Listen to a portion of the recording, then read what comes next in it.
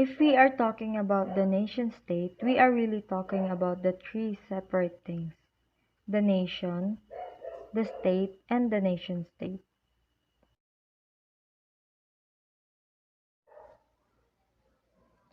The nation. A nation is a community of people formed on the basis of a combination of shared features such as language, history, ethnicity, culture, or territory. A nation is thus the collective identity of a group of people understood as defined by those features. Ito ang mga grupo ng tao na may magkakaparehong kulturang pinanggalingan, at ang kulturang ito ay makikita sa kanilang pagkakapareho ng wika, pamana, relihiyon, at lahi. National identity. It is a person's identity or sense of belonging to one or more states or to one or more nations. It is a sense of a nation as a cohesive whole as represented by distinctive tradition, cultures, and language. Ito naman ay ang pambansang pagkakakilanlan. Ito ay tinayo sa isang hanay ng mga aspeto na may kaugnayan sa kultura, wika, etniko, relihiyon, o tradisyon na katangian ng nasabing pamayanan. Halimbawa nito ay ang Black identity na kabilang sa North, na ang mga bansang ito ay ang Australia, US, UK, and Europe. Nationalism. It is a mental attachment of people towards a nations. Ito naman ang ideya ng mga tao sa isang nasyon na ang mga tao dito ay nakakonekta sa isa't isa. Ang halimbawa ng isang nasyon ay ang Arab nation, na kinabibilangan ng bansang Egypt, Saudi Arabia, Jordan, Algeria, at iba pa. The state. Taken from the Latin word stare, which means to stand. A state is a political community that occupies a definite territory, having an organized government with the authority to make and enforce law without the consent of a higher authority. Galing sa salitang Latin na stare, nang ibig sabihin nito ay ang stand. Sila ang mga taong may sapat na bilang upang suportahan ang kanilang sarili. Malaya rin sila sa panlabas na kontrol at may mga pamahalaan na sinusunod ang mga naninirahan dito katulad ng bansang China.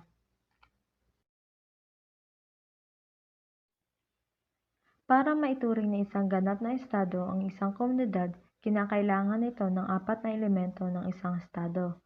Una, people o mamamayan. Ito ay tumutukoy sa mga tao na naninirahan sa isang estado. Pangalawa, teritoryo o territory. Ito ay ang tiyak na bahagi ng daigdig kung saan naroon ang isang estado. Pangatlo, government o pamahalaan. Ang pamahalaan ay grupo ng tao at institusyon na gumaganap sa mga tungkulin upang maipatupad ang kagustuhan ng isang estado. Pang-apat, sovereignty o soberanya. Ito ay ang abilidad ng estado na pamahalaan ang kanyang sarili. Kapag kinulang ito ng kahit isang elemento, mawawala na ang pagiging estado ng isang estado. The nation-state. It is a system of organization in which people with a common identity live inside a country with firm borders and a single government. The nation-state is a system of political, geographic, and cultural organization. Ito yung mga tao na may magkakaparehas na identity na naninirahan sa isang bansa na may namamahalang gobyerno o yung tinatawag natin na soberanya. Kapag ang isang nasyon at isang estado ay nasa iisang lugar, ito ang tinatawag na nation-state. Threats to the nation-state. The global flows. The nation-state is especially threatened by the global economy and global economic flows. An extreme agreement is made by Omei, who contends that the uncomfortable truth is that, in terms of the global economy, nation-states have become little more bit actors. Ayon sa mensahe nito, pinapakita na ang nation-state ay hindi kaya makontrol. Halimbawa ng mga global factors na nakaka-threaten sa isang nation-state ay ang flows of the information. Hindi na rin bago sa atin ang paglaganap ng mga impormasyon, ito man ay peke o hindi. Isa rin dito ang mga undocumented immigrant o tinatawag na illegal alien. Ang ibig sabihin nito ay ang pagtira sa isang lugar ng hindi legal. New social movement. Ito naman ay ang mga galaw na ginagawa ng isang pamayanan katulad na lang ng woman movement, peace movement, ecological movement at iba pa. Terorista. Sila yung mga taong against sa gobyerno na gumagawa ng labag sa batas na gawain. Drugs. Ang paglaganap ng drugs sa isang bansa ay nagdudulot ng kapahamakan sa mamamayan. Money. Hindi nito kayang kontrolin ang pagpasok at paglabas ng pera sa kanilang bansa. Universal human rights. Human rights is entitled of individuals to life, security, and well-being. It is agreed that because these rights are universal, the nation-state cannot abrogate them. Ang pamamahala ng isang bansa ay dapat naaayon sa human rights. Ang bawat tao ay binibigyan ng karapatan na magbigay ng opinyon sa pamamahala ng isang nation-state. Ang paglabag sa human rights ay may kaukulang galaw sa pagresolba nito. Sustainability and liquid sovereignty. In addition to claim to universal human rights, people have identified various other bases for legitimate political rule. Isang halimbawa nito, hindi kayang suportahan ng pamahalaan ang kanilang mamamayan pagdating sa nutrisyon at pagkain, kaya marami ang grupong gumagawa ng kanilang produktong pagkain upang makipagkalakalan sa ibang lugar para matustusan ang kanilang pangangailangan. Liquid sovereignty. In the context of globalization, the detachment of the political authority to rule or self-rule a people from the nation-state and its provision of law to other local or transnational communities. Sinabi rin dito na mayroong shift from solid to liquid sovereignty. Ano nga ba ang liquid sovereignty? Ito ang paghihiwalay ng political authority to rule a people sa isang nation-state at baguhin ang takbo ng ibang lokal at pag-extend ng communities.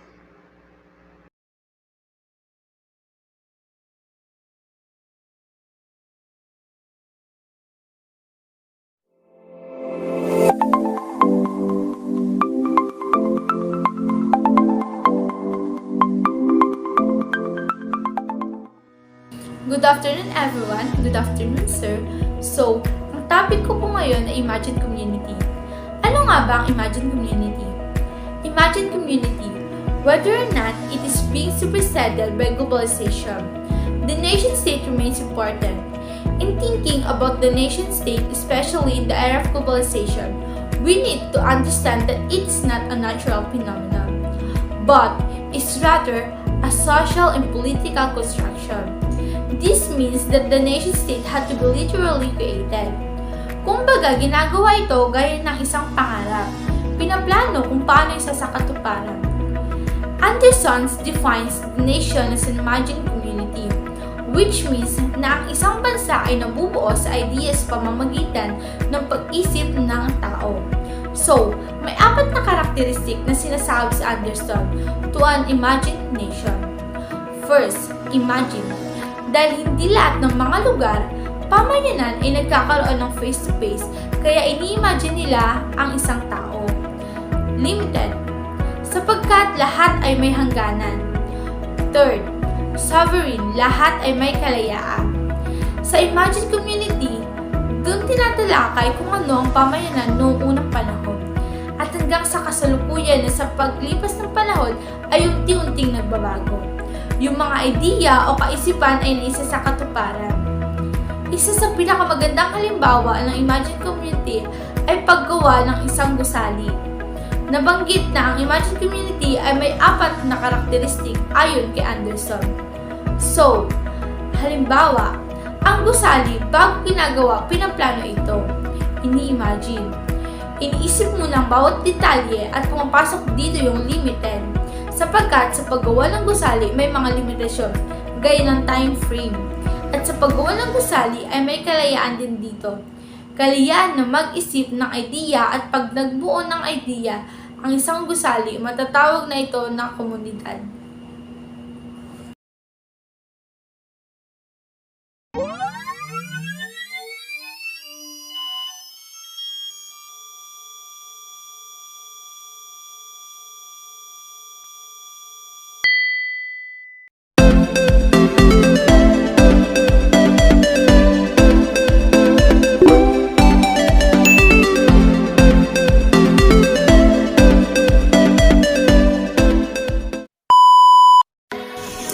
Good day everyone, I'm Ria Marina for reporter for today. My report is all about Changes in global nation-state relations. Changes in global nation-state relations. There has been a wide range of formal and informal political relations among and between nation-states that have served to structure international and more recently global relations. Nakaroon ng malawak na relasyong pampolitika sa pagitan ng bansang estado na kung saan nagkaroon ng ugnayan ang mga bansa. During World War II, the major divide was between those nation-states associated with the Allies, mainly the United Kingdom, the United States, France, and Russia, and those linked to the Axis, primarily Germany, Japan, and Italy. During the Cold War, the major split was between Soviet bloc countries and those allied with the West. In the nearly 3 decades since the collapse of the Soviet Union, the global political situation has been more fluid and various efforts have been made to offer a picture of the new global political world. Sa panahon ng World War II, may mga bansang nangunguna katulad ng bansang United Kingdom, France at Italy. Simula nang bumagsak ang Soviet sa ating daigdig, naging mas nagpursige at nagsumikap ang mga bawat bansa para mas mapaahon at maipakita ang isang bagong daigdig sa takbo ng politika sa ating mundo. Parag Khanna 2008, 2000B and 2012 offers an interesting perspective on this emerging new world. He bases his analysis on distinction between globalization and geopolitics. Basically, globalization involves free flows, especially of an economic natures. Khanna argued that with the demise of the Soviet Union in 1991, U.S. geopolitical hegemony was expected to last well into the future, but it's failed to get past the end of the century. Parag Khanna, nag-alok siya ng isang kawili-wiling pananaw sa pag-usbong ng bagong mundo. Ay maraming pagbabago ang ikinaganda para sa takbo ng ating mundo sa pagsuri sa pagkakaiba ng globalisasyon at geopolitics. Yung sa panahon ng globalisasyon, ito yung malaya ang daloy o takbo pang-ekonomiya, samantalang ang geopolitics ay nagsusumika para sa politika at militar na kung saan kontrolado ang lahat ng nangangambala sa ating mundo. The European Union and British. There is a lengthy set of points to be made about the strength of the European Union, but its future role in the world is unclear. On the other hand, it has many impressive strengths that suggest it will grow in the importance. As a social and political entity, the European Union and many of its member countries hold an important place in the world. Despite recent setbacks, European countries and the European Union are more of a political model of those in Africa or the Middle East than in the United States. Bilang isang panlipon at pampulitikang istinidad, ang European Union at marami sa mga miyembrong bansa nito ay mga mahalagang lugar sa mundo. Sa kabila ng mga kamakailang pag-uurong, ang mga bansang Europeo at ang European Union ay higit na isang modelong pampulitika para sa mga nasa Africa at sa gitnang silangan kaysa sa Estados Unidos. Maraming European society lalo na ang mga bansang Scandinavian ay kabilang sa mga pinaka-positibong panlipunan sa mundo at nagsisilbing mga modelo para sa mga karapatang pang-ekonomiya at panlipunan. Sa kabilang banda, ang European Union ay nakaranas ng ilang hamon sa mga nakaraang taon. Maliwanag, ang pinakamahalaga ay ang 2016 na boto ng United Kingdom na umalis sa Union, habang ang paglabas ng Britanya ibig sabihin Brexit. ay hindi pa opisyal na ipinapatupad sa pagsulat na ito. Ang pag-alis nito ay tila malamang na ang United Kingdom ay opisyal nang nagsimula sa paglabas nito sa pamamagitan ng paggamit ng Artikulo 15 ng Lisbon Treaty na nagsimula ng 2 taong schedule. Brexit also suggests several important likely losses for the European Union. The United Kingdom is or was one of the top 3 economies in the European Union, so it could mean a significant loss in terms of the revenue, GDP, and trade within the Union, although Britain's growth rate likely to lag behind the rest of the European in 2018 and 2019. Ang Brexit daw ay nagmumungkahi ng ilang malamang na pagkalugi para sa European Union.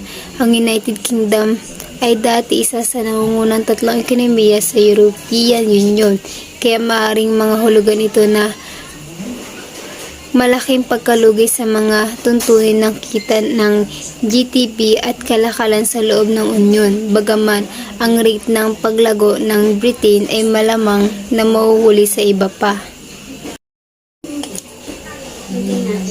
Sa kabilang banda, maaaring hindi makabuluhan ang mga pagkalugi sa ekonomiya sa European Union. Ang mga epekto sa kalakalan ay maaaring mabawasan ng anumang mga kasunduan sa kalakalan sa hinaharap, lalo na sa pagitan ng Britain at ng natitirang mga bansa sa EU, at maaaring lumipat ang mga pamumuhunan mula sa Britain hanggang sa kontinente upang makakuha ng agaran at predictable na access sa EU market. China is the other important geopolitical actor recognized by Canada. It is expanding as a global power in a variety of ways. As of 2012, it had surpassed the United States as the world's largest trading nations. Ang mga opisyal na numero at nagpapakita na ang China ay opisyal na nalampasan ng Estados Unidos bilang pinakamalaking bansa sa kalakalan sa mundo ng mga tuntunin ng kabuuan ng mga na-import at na-export na mga kalakal.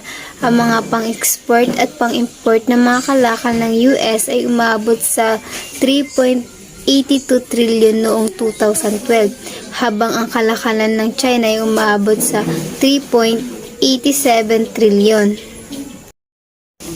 For example, they have 5.6 trillion in exports and imports of the goods and services in 2019.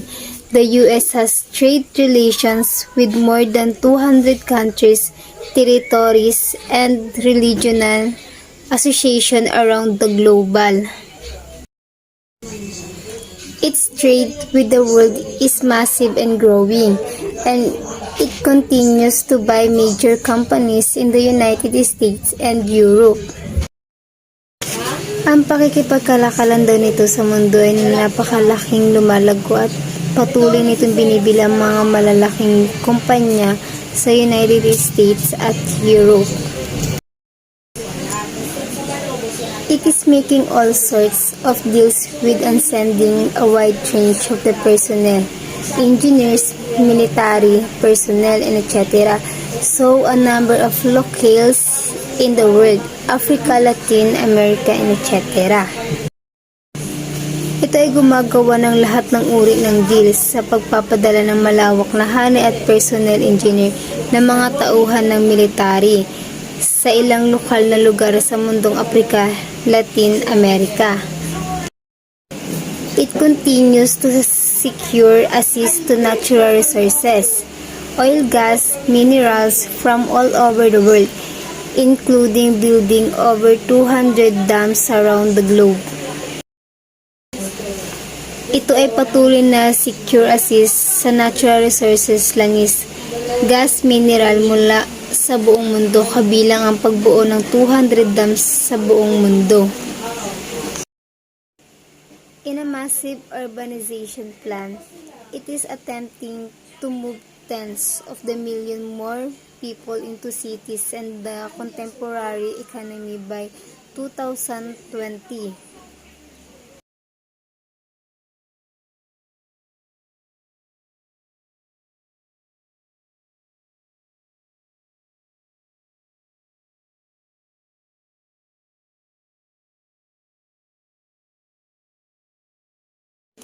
It is drawing more and more nations in the region into its political orbit, and there is a possibility that it could eventually stand at the center of an Eastern version of NATO. Dinadala daw nito ang higit pa at mas maraming bansa sa rehiyon patungo sa orbit ng politika nito, at may posibilidad na sa kalaunan ay maaaring tumayo ito sa gitna ng isang bersyon ng NATO. NATO, it means the North Atlantic Treaty Organization, also called the North Atlantic Alliance, is an intergovernmental military alliance between eight European countries and 2 North American countries. President Xi Jinping plans to move it from a large country to large and powerful one by dramatically expanding its military. In 2016, China announced plans to build 351 naval ships by 2020 and to update all of its military technology and organization. Ito ay plano ni President Xi Jinping na ilipat ito mula sa isang malaking bansang patungo sa isang maliit at makapangyarihan sa pamamagitan ng kapansin-pansing pagpapalawak ng militar nito. Noong 2016, inihayag ng China ang mga planong magtayo ng mga barko ng naval sa 2020 at i-update ang lahat ng teknolohiya at organisasyong militar nito. Introduced China's president with this statement. In a world marked by great uncertainty and volatility, the international community is looking to China. President Xi went on to say, "Some people blame economic globalization for the chaos in our world, but one should not retreat to the harbor when encountering a storm, for this will never get us to the other shores of the oceans." Contributing to China's rise, it is emergence as a scientific superpower. Sam Yun-sun, 2018. China is now the second largest spender on research and development after the United States, with 21% of the world, 2 trillion total, and it is investing in this area 4 times faster than the United States. Between 2000 and 2014, the annual numbers of science and engineering bachelor's degrees awarded in China grew from 359 to 1.65 million. In the United States, comparable degrees increased from 483 to 742,000. It is rapidly expanding into cutting-edge areas such as supercomputing. While these advances will help China economically, military application could see it became an even greater political force. It is hard to predict the exact ways that is global rule will evolve, but we can expect it to continue its rise in global politics.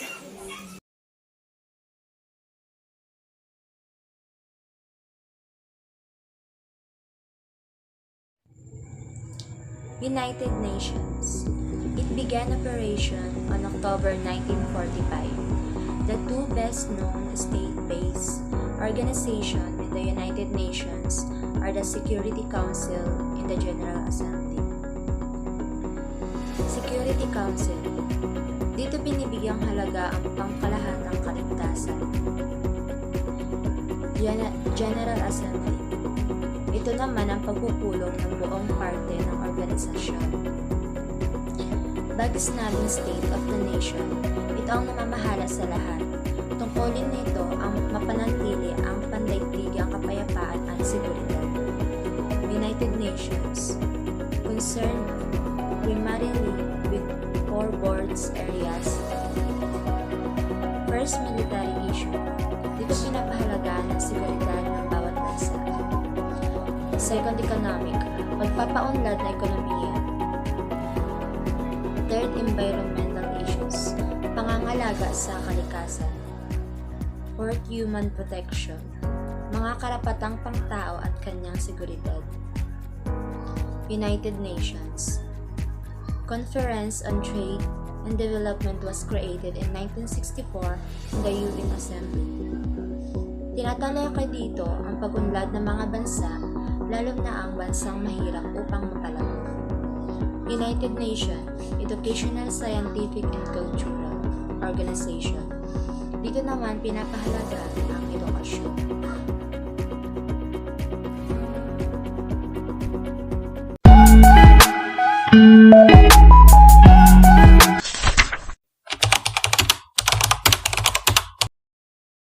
Global governance.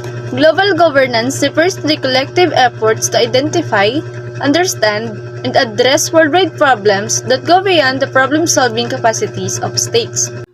Refers to the collective efforts. Collective meaning hindi isa. May kasama ka. Sama-sama. Di ba parang collection, iba't iba. So, it's related to collect, iba't ibang parts. Collective efforts to identify, understand, and address worldwide problems that go beyond the problem-solving capacities of state. So, these are problems na beyond na sa iisang bansa. And para ma-resolve mo ito, kailangan mo ng approach na kayo ay sama-sama. Another definition of global governance, it's the capacity of within the international systems at any given moment to provide government, like services and public goods in the absence of the world government.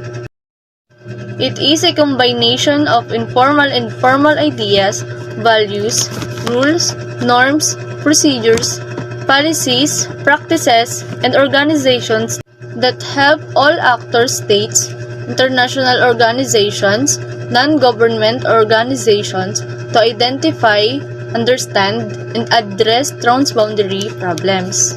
So, capacity ito ng ating interstate system, the international system na makapagbigay ng mga services na katulad na pinoprovide ng mga government pero in the absence of a world government.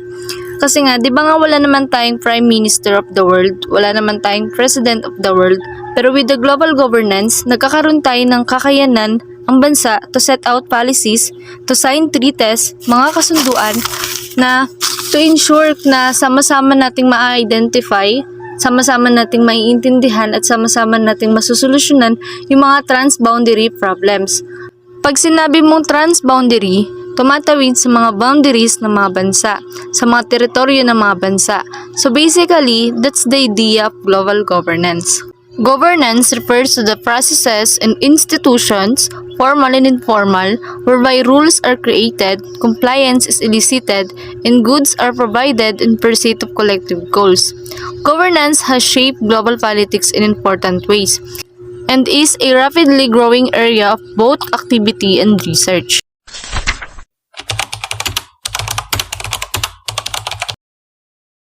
There are at least 3 new forms of global or transnational governance. First, there is governance through multi-stakeholder initiatives, which brings together various public and private actors into public policy networks and partnerships. It usually involves at least one state actor and various international institutions, as well as NGOs and private sector organizations of various sorts. Multi-stakeholder initiatives are voluntary partnerships o yung kusang pakikipagsosyo sa pagitan ng governments, civil society, and the private sector para matugunan ang mga hamon sa pag-unlad na sama-sama. Multi-stakeholder initiatives provide governance in the form of service provision. For example, the Global Fund to fight AIDS, tuberculosis, and malaria. Industrial standards, for example, the World Commission on Dams, and labor standards in global value chain. The second and most common form of global governance involves the creations of voluntary regulations.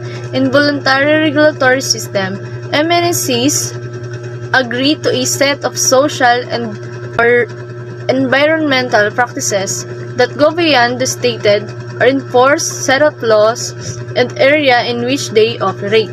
Sometimes, these standards are created directly by the companies in a given sector, for example, a code of conduct, and are little more than public relation tools.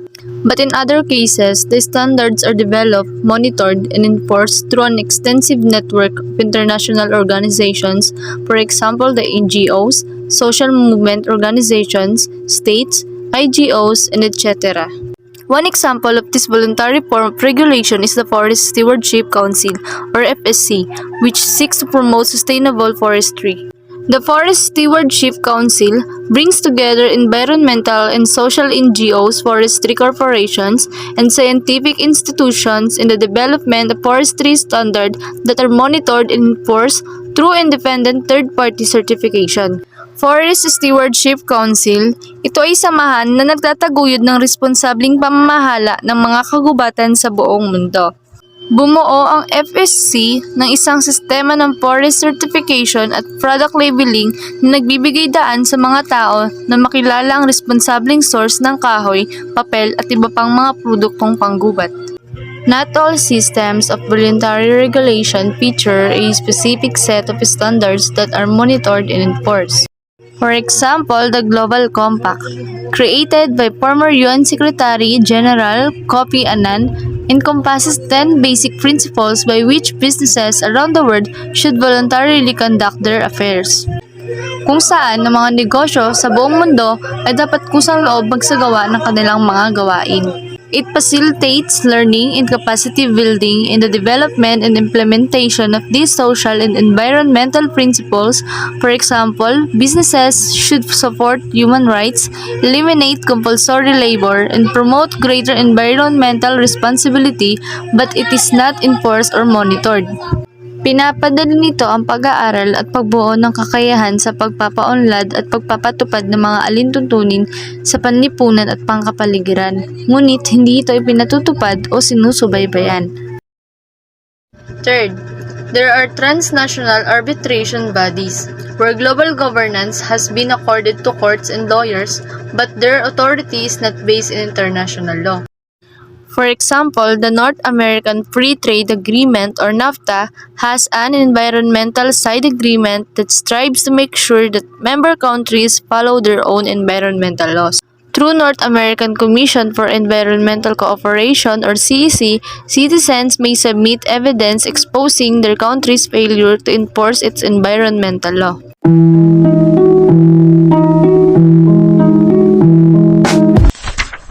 One important area of governance is the world economy. All the other forms of governance identified in these sections are involved in overseeing that economy. There are at least 5 interdependent levels at which it can operate.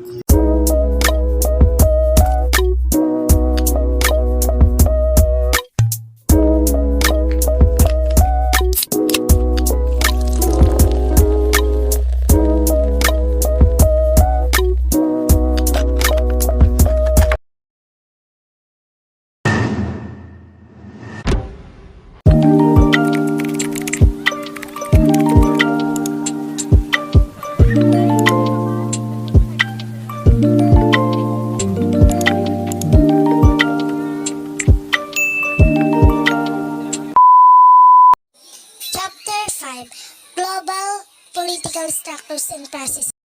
Civil society is a process through which individuals negotiate, argue, struggle against, agree with one another, and those in authority.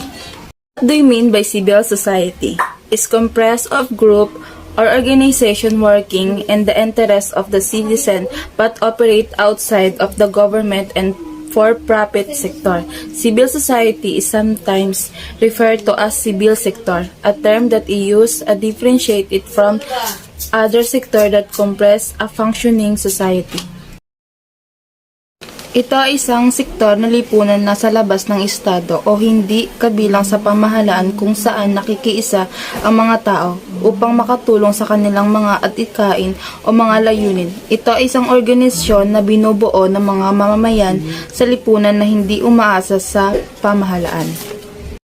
Layunin nito ang maging kabahagi sa mga pagbabago ng mga pulisya at mag-iit ng accountability at transparency mula sa estado upang makamit ang layunin ang samahan na tinatawag na non-government organization at people organization ay mahalagang bahagi ng civil society. Ang paglahok sa samahang ito ay isa sa mga maraming paraan sa paglahok sa civil society. Example of civil society: churches or other faith-based organization, online group and social media communities, non-government organization, NGO, and other non-profit. Global civil society, a global non-government pluralistic form of society composed of interlinked social processes oriented to civility. Global civil society is the sphere of idea, values, institution, organization, network, and individual located between the family in the state of market, which operate across border and beyond the confine of national polities and economies. Larangan ng mga idea, halaga, institution, samahan, network, at individual na matatagpuan sa pagitan ng pamilya, estado at merkado na tumatakbo sa mga hangganan at lampas sa mga hangganan ng pambansang politika at ekonomiya. International non-government organizations are not for-profit voluntary association operating at the international, transnational, or global level with member or participant from many countries. International non-government organization ay hindi para sa profit na kusang loob ng mga osasyon na tumatakbo sa international na antas ng transnational o pandaigdigan sa mga kasapi o kasali mula sa maraming mga bansa. An international non-governmental organization is an organization which is independent of government involved and extend the concept of a non-governmental organization to an international scope. Ang isang pandaigdigang hindi pang-goberno ay samahan na isang samahan na kung saan ay malaya sa paglahok na pamahalaan at pinapalawak ang konsepto ng isang di pamahalaan samahan sa isang pang-international na sakalaw. Ang halimbawa ng international non-governmental organization ay INGO, isang international NGO kagaya ng Oxfam. ENGO, isang NGO na kapaligiran tulad ng Greenpeace. RINGO ay isang reliyosong pang-international na NGO tulad ng Catholic Relief Services. CSO, isang samahang sibil tulad ng Amnesty International.